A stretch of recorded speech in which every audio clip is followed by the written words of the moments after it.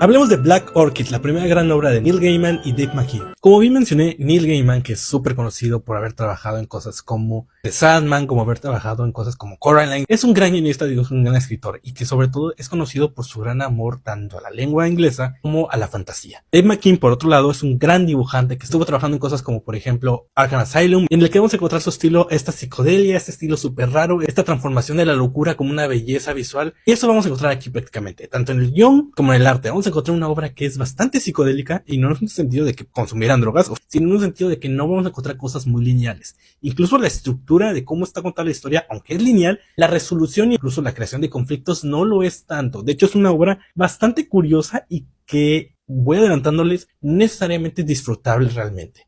Es una obra interesante, es una obra que tiene muchas cosas muy buenas, pero el disfrute como tal puede llegar a ser muy poco. Pero primero, ¿de qué nos habla esta obra? En esta obra vamos a encontrar a Susan o Black Orchid, la cual era una superheroína de por allá de los 50, si mal me acuerdo. Yo la conozco porque apareció en números de Phantom Strangers. Era una superheroína más, una superheroína que mucha gente tenía olvidada incluso para ese momento, y que Neil Gaiman, siendo este freak de los cómics, obviamente conocía y dijo, vamos a agarrarla de nuevo, vamos a contar una historia con ella, pero sobre todo, y similar a lo que hizo Alan Moore, por ejemplo, con Something, vamos a reinterpretarla y vamos a darle un origen a una cuestión más metafísica, más mágica, más espiritual. Esta Black Orchid se encuentra investigando a una organización que se encarga de varias cosas, prostitución, drogas. De hecho, hay varios comentarios interesantes que te hablan mucho de la época, por ejemplo, la mención del SIDA como algo nuevo, y al estar investigando esto, encuentra quiénes son los responsables, muy diferente a lo que se veía en ese momento, y incluso hoy en día, la historia va directo a lo que va, y te dice, ok, esta no es tu típica historia de superhéroes, te voy a mostrar por qué.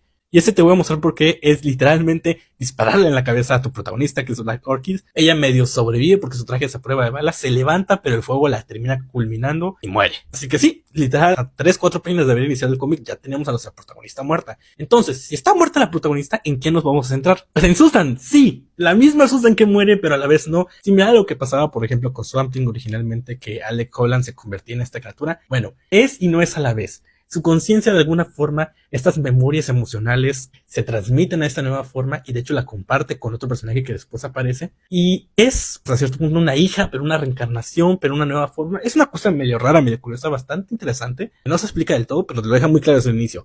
Es y no es. Y me gusta mucho que se maneje así, porque tienes este misterio sobre, ok, entonces si esta es Susan y esta es una nueva versión de ella, ¿qué pasó con la anterior? Si murió o no murió, reencarnó, su alma se traspasó. Son dudas que se quedan mucho al aire, pero que no te molesta que se queden así, porque de hecho es parte de este sentido mágico que siempre Neil Gaiman tiene en sus obras. Eso no importa. Lo importante es que es una nueva oportunidad, y es una oportunidad para contar historias. A partir de aquí la historia se hace bastante lineal en el sentido de estructura. Como aparece este personaje que es el ex esposo de Susan, tiene que ver mucho con la Susan original, tiene que ver mucho como Susan como una luchadora contra el crimen. Es el motor que termina moviendo la trama, pero muy rápido lo terminan quitando. Porque aquí realmente el misterio es ¿qué es Black Orchid? No Susan, es ¿qué es este ser? Esta nueva orquídea negra, ese es el misterio. ¿Por qué existe? Y aparte de ahí vamos a hacer una investigación a través del universo DC con diferentes figuras. Cuando digo figuras me refiero a viejas figuras del universo DC. Vamos a ver desde villanos relacionados a Swamp Thing, vamos a ver al mismo Swamp Thing, vamos a ver incluso a personajes como Poison Ivy, y vamos a ver versiones muy distintas de lo que estamos acostumbrados tanto hoy en día como en ese momento. No tanto de Swamp Thing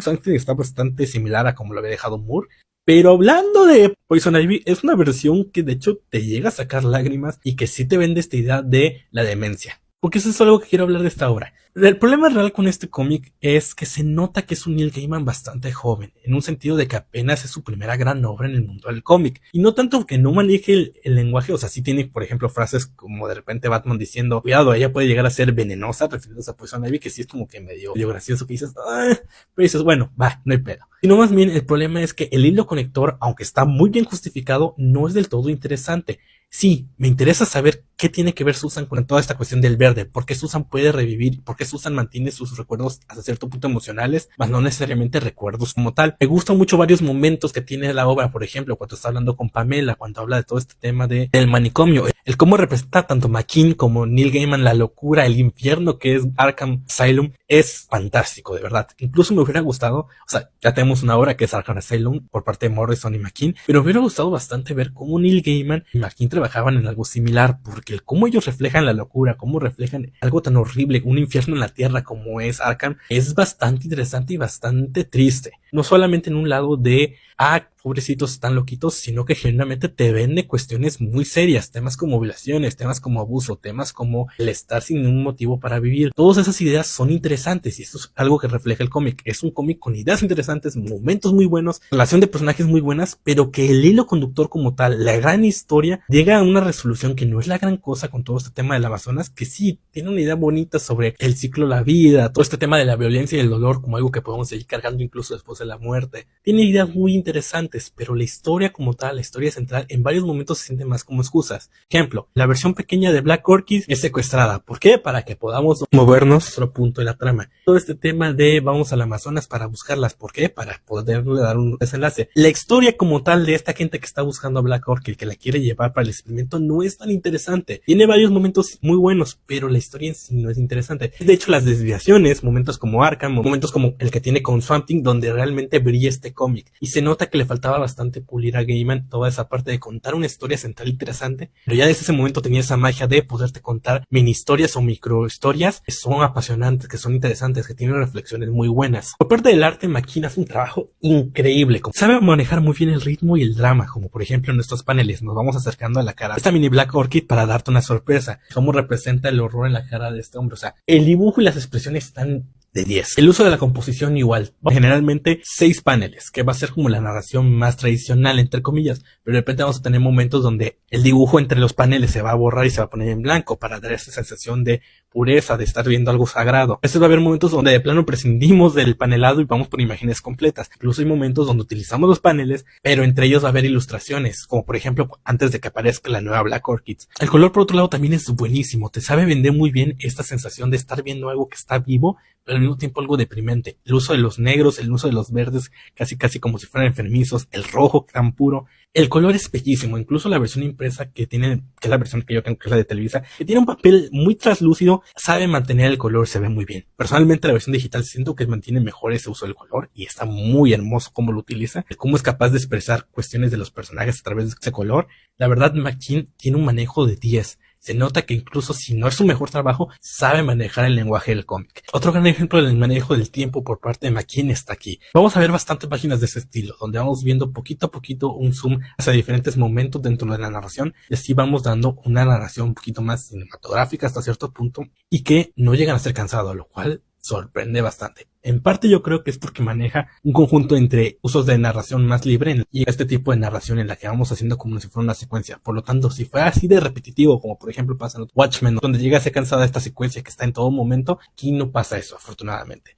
Y eso es por el manejo más libre de los paneles. Entonces, ¿vale la pena Black Orchid? A ver, por parte del arte sí. Es una gran obra y el arte está de 10. Es fantástico. La narración, el cómo utiliza los colores, el cómo utiliza el tiempo, está muy bueno. Aquí el detalle va a ser la historia. Es donde yo más problemas tengo. Y no porque esté mal. De hecho, Gaiman nunca ha escrito nada mal en su vida. Y esto no es para nada un mal cómic. Es una buena historia. Pero se nota que le faltaba bastante para ser el Gaiman que conocemos. Tan solo Sandman, que se estrenó un año después, se nota una diferencia muy grande en la forma en la que narra y el enfoque que tiene. Es una obra más pulida. Aquí vamos a encontrar una obra que es el inicio de un gran escritor, que tiene grandes ideas, que tiene gran manejo de varias situaciones, pero que la historia central no está tan bien pulida ni es del todo interesante. Tiene muy buenos momentos, tiene ideas fantásticas, tiene el manejo entre los personajes y sus relaciones muy bonito y varias resoluciones bastante humanas y varias frases también muy humanas. Quizás la parte más difícil de este cómic es el primer número. Mucha información y sobre todo iniciamos muy rápido, con mucha fuerza con la muerte de Susan y de repente bajamos el ritmo.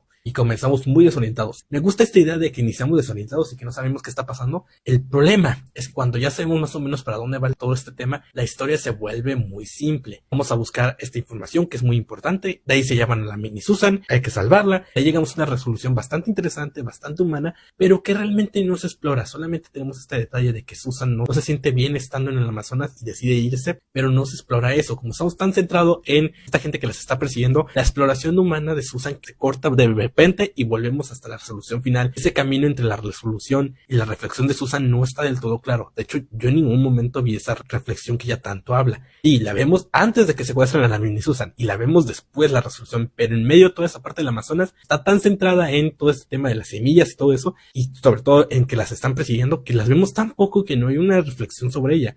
De hecho, conocemos más de la mini Susan por cómo habla de los animales y vemos más natural su reflexión de ella que realmente de la Susan grande. Entonces sí la recomendaría, pero siento que es una obra que tienes que agarrar con muchas pinzas. Sobre todo el primer número, el ritmo de repente se corta y es como de vamos a darte un chingo de información. Es muy importante para que disfrutes el número 2 o 3, pero que si no puedes pasar el primer número, la neta no te culparía. Es un número pesado. No está cerca de ser el mejor trabajo de Neil Gaiman, no es el peor. Para mí, sus Eternals y su 1602 no son malos, pero sin duda son lo menos inspirado que ha tenido. Aquí encontramos una obra que se nota que es el inicio de este gran escritor, que se nota que tiene bastantes falencias, que se nota que todavía le falta pulir su estilo y que es natural. Todos en nuestra primera obra no necesariamente va a ser nuestra mejor obra. Y si tu primera obra es tu mejor obra, habla muy poco de tu evolución.